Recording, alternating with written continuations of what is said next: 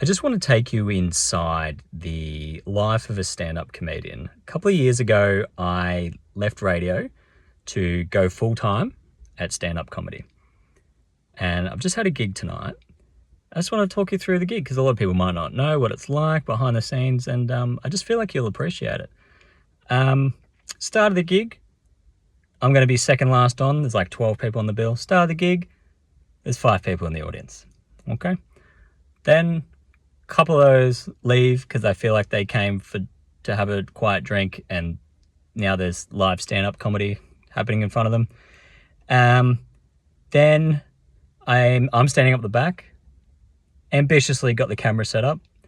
Then as the gig progresses, it's not getting much better. I see the 2 girls who now all the comedians are having to direct basically all their jokes at. I see them get their handbags and put them over their shoulders, which I don't know if you guys are fans of stand-up comedy, but that's not a sign of an engaged audience member. So then they leave.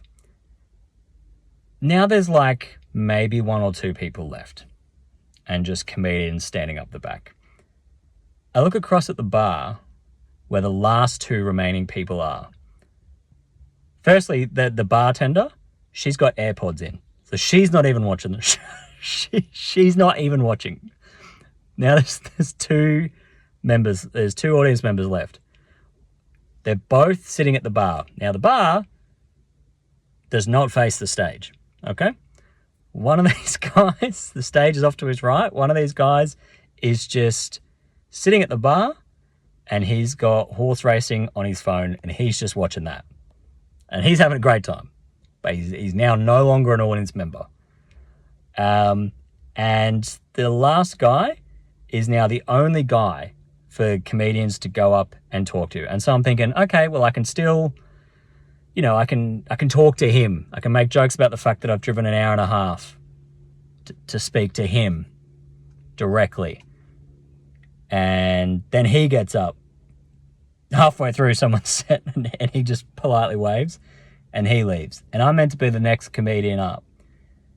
So now the comedian that's on stage is forced to just say, I'm going to tell these jokes to this painting. There's no one left. There's no one left. So he's just speaking to a painting. And I'll be honest with you, it is at that point that I went up to the MC and I said, hey man, I'm probably going to head off here because there's no one left. There's no one left. And the irony is, I was going to do a routine because I used to be a teacher. So I'd tell some stories about being a teacher. I would have been better off staying a teacher and just telling those stories about what those kids were like to the actual kids themselves. And that's what it can be like being a stand-up comedian. So, thought you guys would enjoy.